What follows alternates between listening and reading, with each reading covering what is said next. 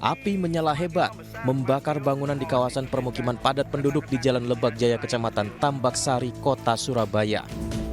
Pusat api menghanguskan gudang penyimpanan cat dan cairan thinner milik warga setempat bernama Lindrawati. Banyaknya bahan mudah terbakar, membuat api dengan cepat membesar. Petugas pemadam kebakaran dari Dinas Kebakaran dan Penyelamatan Kota Surabaya menurunkan 18 unit kendaraan pemadam kebakaran. Api yang cepat merambat membuat petugas memadamkan menggunakan cairan khusus sejenis foam.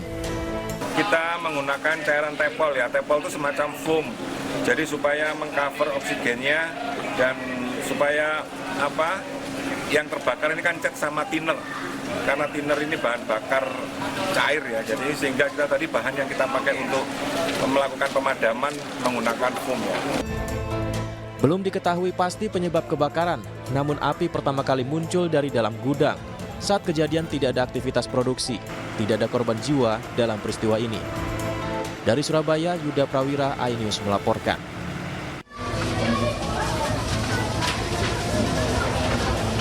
Api berkobar melanda permukiman padat penduduk di Gang Anggrek Setiabudi, Jakarta Selatan, Jumat siang.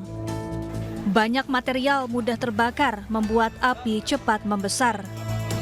Belasan rumah warga hangus dilalap si jago merah. Akses jalan yang sempit membuat petugas pemadam kebakaran kesulitan menjangkau titik api.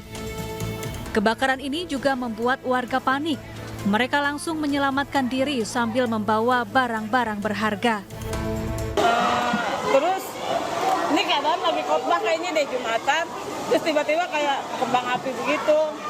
Tapi langsung gelap, langsung kencang. Ya udah, aku taunya begitu lari keluar, nggak taunya pas di belakang ini. Iya, pas banget. Usai puluhan mobil pemadam diterjunkan, api berhasil padam. Tidak ada korban jiwa dalam peristiwa ini, sementara penyebab kebakaran masih dalam penyelidikan. Dari Jakarta, Helmi Sajangbati, iNews melaporkan.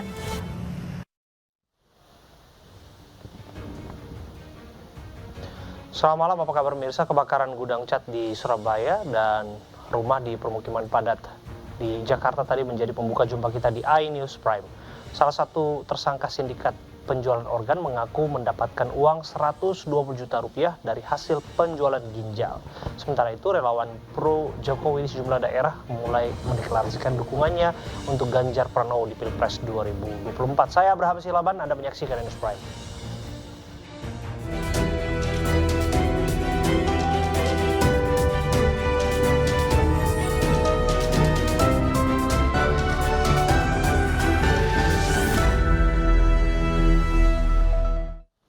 Pemirsa, 3 mobil terlibat kecelakaan beruntun di Jalan Kiai Haji Mas Mansur, Tanah Abang, Jakarta, Jumat siang. Kecelakaan diduga karena salah satu pengemudi berkendara sambil bermain ponsel.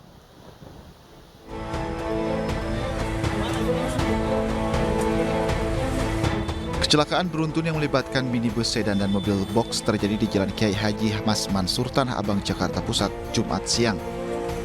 Kencangnya benturan membuat kondisi mobil truk box yang berada di baris depan tersangkut di atas separator. Sedangkan mobil sedan mengalami ringsek hingga tersangkut di kolong mobil box.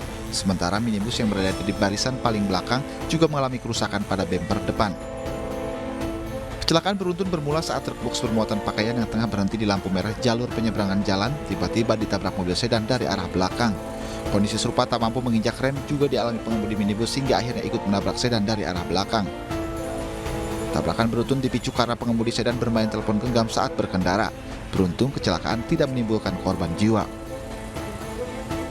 Posisi lampu merah berhenti aslinya. Tadi udah saya tanyakan juga ke mobil boxnya, informasi lampu merah berhenti, kehantam ini jeblot. Yang lainnya enggak, hanya ini aja main HP. Jadi intel musik, informasi seperti itu. Tapi nggak ada korban jiwa, Pak ya? Korban jiwa alhamdulillah nggak ada, hanya kerugian materi. Proses evakuasi ketiga mobil berjalan dramatis. Petugas damkar yang diterjunkan ke lokasi bahkan harus menggunakan dongkrak agar bisa mengeluarkan moncong mobil sedan yang terjepit. Usai dievakuasi, kedua kendaraan tersebut dibawa petugas ke kantor unit laka lantas Polres Metro Jakarta Pusat.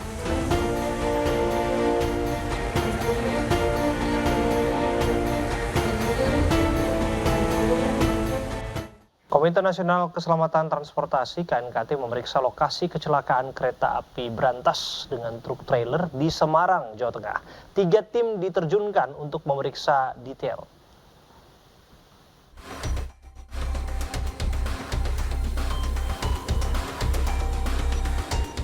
Komite Nasional Keselamatan Transportasi atau KNKT menyelidiki kecelakaan kereta api dengan truk trailer di perlintasan Madukoro Raya, Semarang, Jawa Tengah. 3 tim dari KNKT diterjunkan untuk memeriksa jalur rel kereta api dan hendak mengungkap tindakan masinis sebelum terjadi kecelakaan.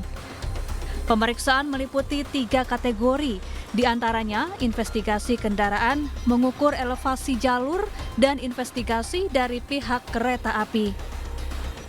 Bagian terkait dengan trailernya, karena trailer yang terlibat laka ini namanya adalah lowbed atau lowboy atau dolly trailer ya, di mana trailer jenis itu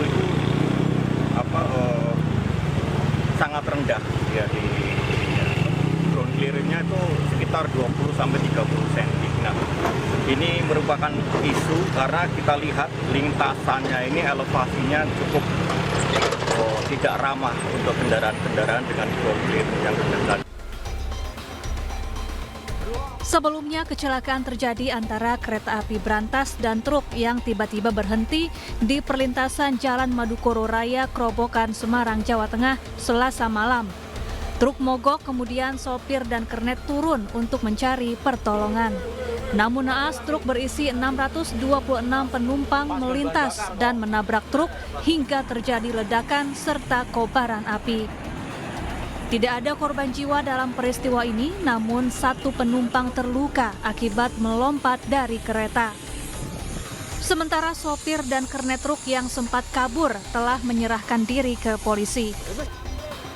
Dari Semarang, Jawa Tengah, Wisnu Wardana, iNews melaporkan. Kita beralih ke informasi lainnya, Polda Metro Jaya menegaskan Aibda M yang merupakan anggota Polri dan petugas imigrasi yang ditangkap karena terlibat kasus TPPO bukan bagian dari jaringan internasional sindikat jual beli ginjal. Aibda M yang menerima imbalan 612 juta rupiah mengenal para tersangka dari seorang sopir taksi online.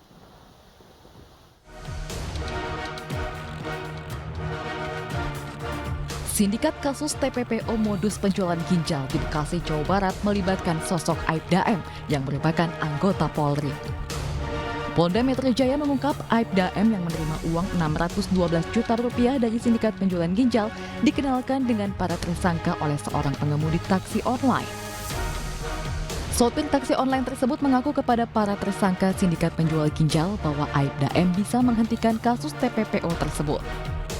Sedangkan petugas imigrasi berperan sebagai pemberi akses agar bisa lolos dari pemeriksaan petugas imigrasi pada saat berangkat ke Kamboja untuk pengambilan ginjal. Dari 12 tersangka yang kita tangkap, itu 2 bukan merupakan bagian sindikat. Mengapa kami sampaikan demikian? Seperti oknum kepolisian yang kita tangkap ini, mereka nggak kenal dengan sindikat sendiri, tidak kenal. Tetapi pada saat para tersangka ini panik, bagaimana supaya lolos dari jerat hukum, anggota ini ada yang mengenalkan supir Grab nih, kenalan daripada sindikat-sindikat ini. Udah, saya kenal salah satu anggota kepolisian yang informasinya bisa membantu agar tidak dilanjutkan kasusnya. Nah, kemudian yang satunya untuk oknum imigrasi ini pada saat keberangkatan. Ya, jadi yang bersangkutan ini ada istilahnya fast lane, cepat. Cepat, kemudian memberikan sejumlah rumah sakit militer di Phnom Penh, yaitu Bracket Melia. Sementara rumah sakit yang digunakan para pelaku untuk bertransaksi merupakan rumah sakit militer yang terletak di Phnom Penh, Kamboja. Aibda M dijerat dengan pasal 22 Undang-Undang Republik Indonesia Nomor 21 Tahun 2017 tentang pemberantasan TPPO dan pasal 221 ayat 1 KUHP tentang perintangan penyidikan. Sedangkan petugas imigrasi dijerat dengan pasal 22 Undang-Undang Republik Indonesia Nomor 21 Tahun 2017 tentang pemberantasan TPPO.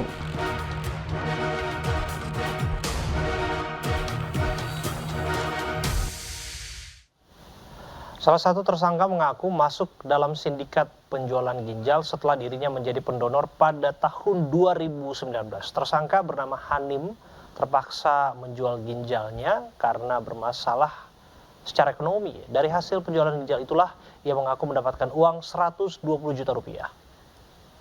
Sebenarnya penyesalan udah ada dari waktu 2019 juga kan ingin berhenti gitu ya. Ya intinya kayak gitu sih, saya nggak bisa kasih pesan apa-apa, yang intinya ke teman-teman yang lainnya kalau ada jalan lain yang lebih baik lagi, mendingan jangan sampai kayak gitu. Mas Hanim tahu nggak sih kalau ada jaringan lain selain Mas Hanim? Saya nggak tahu. Atau di negara lain misalnya ada pernah terdengar ada di India. Relawan Projo di sejumlah daerah mulai deklarasikan dukung Ganjar Pranowo di Pilpres 2024. Informasinya kami hadirkan untuk Anda saat ini.